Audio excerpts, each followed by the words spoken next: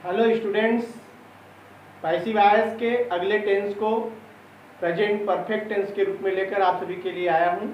ध्यान से आप इसके रूल्स को समझने का प्रयास करें। इसके एग्जांपल्स को भी मैं आपके सामने रखूंगा, उसे भी ध्यान से समझें ताकि आपका कॉन्सेप्ट बिल्कुल क्लियर हो सके। प्रिय विद्यार्थियों, आप देखें प्रेजेंट परफेक्ट टेंस में एक्टिव वॉइस में आप पहचानेंगे जब हैज या हैव के साथ वर्ब का थर्ड फॉर्म लगा होगा तो वो प्रेजेंट परफेक्ट टेंस होगा।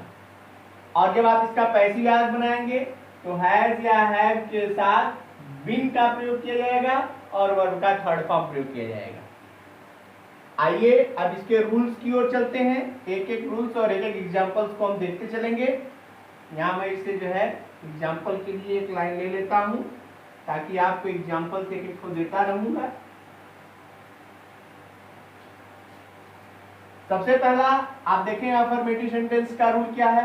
तो एक्टिव वॉइस जब होगा तो सब्जेक्ट से प्रारंभ होगा, उसका होगा सब्जेक्ट प्लस हैज या हैव, फिर वर्ब का थर्ड फॉर्म, फिर ऑब्जेक्ट, फिर अदर्स। या पैसिव वॉइस में आप लेंगे तो इसमें सबसे पहले आपको ऑब्जेक्ट चाहिए, object in the case of subject हो जाएगा, फिर हैज या हैव होगा, फिर बीन आ जाएगा, वर्ब थर्ड, फिर बाय, फिर subject in the case of object, फिर अदर्स। मेरे विद्यार्थियों, ये आपको ध्यान देना है कि इस एक्टिव वॉइस का जो ऑब्जेक्ट है पैसिव वॉइस में सब्जेक्ट होगा और एक्टिव वॉइस का जो सब्जेक्ट है वो पैसिव वॉइस में बाय के बाद ऑब्जेक्ट बनकर आएगा। जैसे इसका एग्जांपल्स आप देखते चलें। जैसे है I have done this work, ये एक्टिव वॉइस का अफर्मेटिव सेंटेंस है। आप इसको जब आप पैसिव वॉइस बनाएंगे तो ऑब्जेक्ट है I have done this work, मैंने यह कार्य कर लिया है। क्या कर लिया है? यह कार्य, यानी ऑब्जेक्ट आपको लेना है सबसे पहले, तो हो जाएगा दिस वर्क। उसके बाद आपको हैज या है, तो दिस वर्क सिंगुलर में है इसलिए यहाँ हैज होगा। बिन, हैज के साथ फिर बिन है, फिर वर्ब थर्ड ऑलरेडी है यहाँ डन। उसके बाद बाय का प्रयोग, बाय के बाद सब्जेक्ट को ऑब्जेक्ट बनाकर। आप सभी को पता है कि आई का ऑब्जेक्ट मी होता है, यहाँ आप लिखेंगे बाय मी। इस तरह से आप अफर्मेटिव सेंटेंस का एक एग्जांपल देख लिए। इसी तरह मैं आप सभी को पूरा एग्जांपल दूंगा, पहले आप इस रूल्स को देख लें, इसका स्क्रीनशॉट ले लें, इसे अपने नोटबुक पर लिखें ताकि इसमें इसका प्रोसेस सही से समझ में आ सके। वैसे आप सभी एक कॉमन फार्मूला निकाल सकते हैं कि सब जगह केवल हैज और हैव, एक्टिव वॉइस में हैज और हैव के साथ थर्ड फॉर्म और पैसिव वॉइस में हैज और हैव के साथ बीन प्लस वर्ब थर्ड लगा हुआ है। और ये कहाँ है, किस स्थान पर इसकी पोजीशन है, इनको आपको समझने की जरूरत है। देखें आप, तो ये हो गया आपका नेगेटिव सेंटेंस में सब्जेक्ट होगा, फिर हैज या हैव होगा, फिर नॉट या नेवर होगा, फिर वर्ब थर्ड होगा, फिर ऑब्जेक्ट, फिर अदर्स होगा। इसी तरह पैसिव वॉइस बनाएंगे तो object in the case of subject पहले होगा, फिर हैज या हैव, फिर नॉट या नेवर, फिर बीन, फिर वर्ब थर्ड, फिर बाय, फिर subject in the case of object, फिर अदर्स। जब आप इंट्रोगेटिव सेंटेंस बनाएंगे तो इसमें 4 तरह के सेंटेंस मैं क्रिएट करता हूं ताकि आपको इंट्रोगेटिव में होने वाली समस्या समझ में आ सके। जैसे सबसे पहले तो ये हेल्पिंग वर्ब से शुरू होने वाला वाक्य होगा जिसको हिंदी में क्या से शुरू करते हैं। तो ये हैज या हैव, फिर सब्जेक्ट, फिर वर्ब थर्ड, फिर ऑब्जेक्ट, फिर अदर्स। तो पैसिव वॉइस बनाएंगे तो हैज या हैव पहले ही होगा, लेकिन यहाँ जहाँ सब्जेक्ट है वहाँ ऑब्जेक्ट पहले आ जाएगा। फिर उसके बाद आप बीन लिखेंगे, फिर वर्ब का थर्ड फॉर्म ऑलरेडी है, फिर बाय लगाएंगे, फिर सब्जेक्ट को ऑब्जेक्ट बनाकर लिखेंगे, फिर अदर्स लिखेंगे। इसी तरह क्वेश्चन वर्ड वाला सेंटेंस होगा, पहले एक्टिव वॉइस में क्वेश्चन वर्ड होगा, फिर हैज या हैव होगा, फिर सब्जेक्ट होगा, फिर वर्ब थर्ड होगा, फिर ऑब्जेक्ट, फिर अदर्स होगा। इसी तरह क्वेश्चन वर्ड को तब पैसिव वॉइस में ले जाएंगे तो क्वेश्चन वर्ड ही रहेगा, यानी उसी स्थान पर रहेगा। हैज या हैव भी वहीं आ जाएगा, किसके अनुसार? अब ऑब्जेक्ट के अनुसार लगेगा। अभी सब्जेक्ट के अनुसार लगा था, अब ऑब्जेक्ट के अनुसार लगेगा। फिर बिन, फिर वर्ब थर्ड, फिर बाय, फिर subject in the case of object, फिर अदर्स। इसी तरह हु वाले सेंटेंस को आप देखिए। हु वाले सेंटेंस में हु रहेगा, फिर हैज या हैव होगा, फिर वर्ब थर्ड होगा, फिर ऑब्जेक्ट, फिर अदर्स होगा।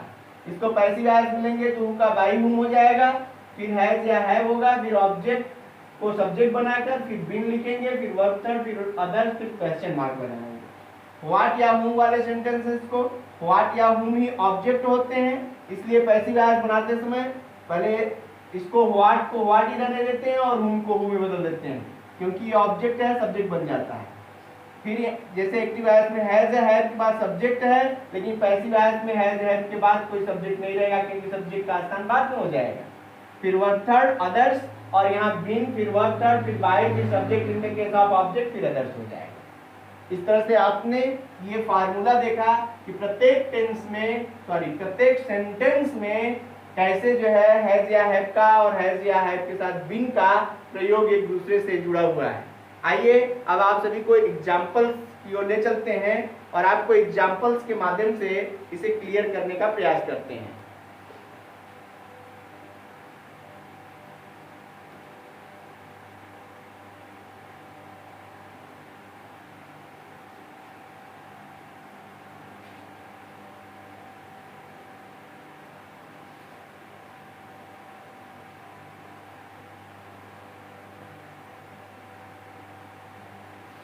अफर्मेटिव का एग्जाम्पल मैंने दे दिया था। अब आप नेगेटिव का एग्जाम्पल, नेगेटिव और इंट्रोगेटिव का एग्जाम्पल देखें। जैसे नेगेटिव में आप देखेंगे तो होगा ही हैज नॉट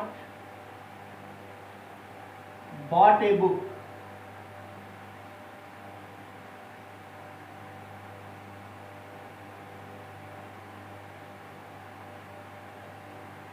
इसको जब आप पैसिव वॉइस बनाएंगे तो अब नेगेटिव सेंटेंस में नॉट या नेवर बढ़ जाता है।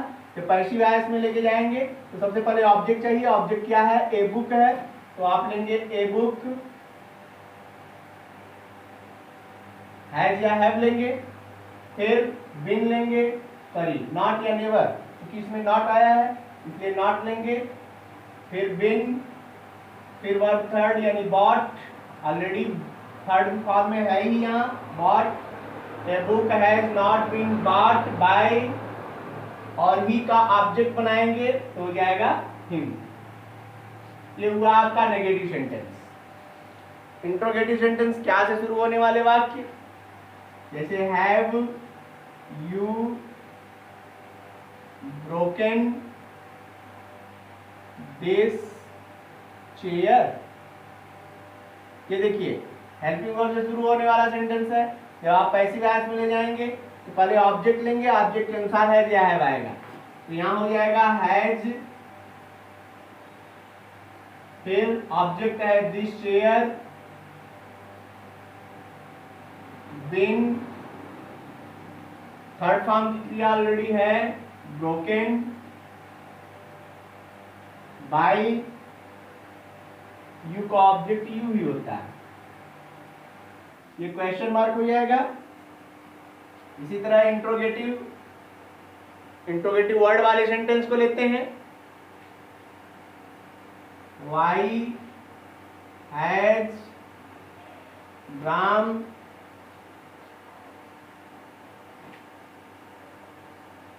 Beaten him.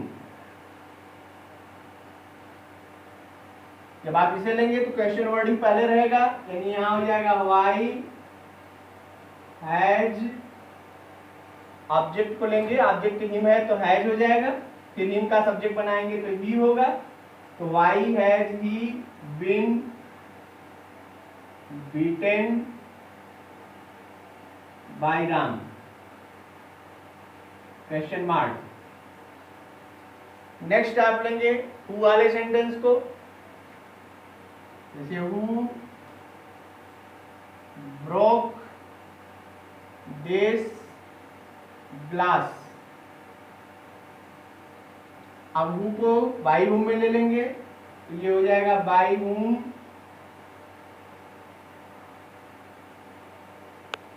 हैज, क्योंकि हैज इसलिए लिया क्योंकि ग्लास, दिस ग्लास ऑब्जेक्ट है, तो दिस ग्लास के अनुसार हो जाएगा by whom has this glass been, verb third already है ब्रोकन। विद्यार्थियों आपको ये ध्यान देना है कि ये जो हेल्पिंग वर्ब इसमें लग रही है ये ऑब्जेक्ट के अनुसार लग रही है, और इसमें जो हेल्पिंग वर्ब लग रही है वो सब्जेक्ट के अनुसार लग रही है।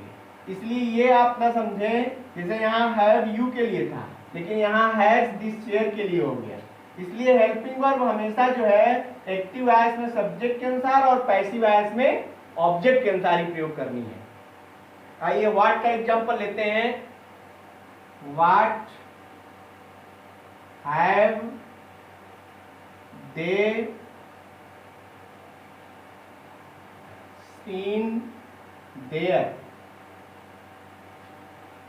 व्हाट वाले सेंटेंसेस में क्या होता है कि व्हाट जो है वो ऑलरेडी ऑब्जेक्ट होता ही है, इसलिए इसमें आपको ऑब्जेक्ट ढूंढने की जरूरत नहीं है।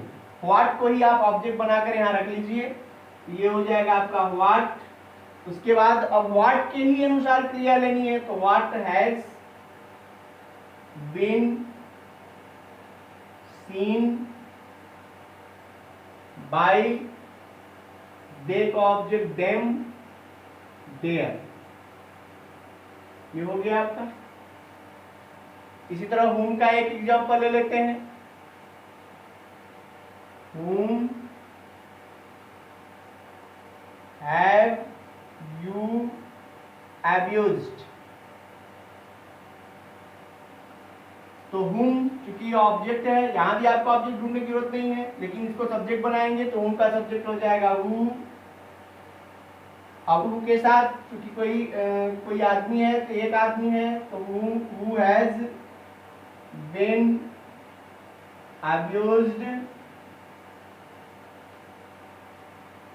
और by के साथ सब्जेक्ट को ऑब्जेक्ट बनाकर by you, who has been abused by you। इस तरह से आप ये नेगेटिव और इंट्रोगेटिव के एग्जांपल्स को देख सकते हैं।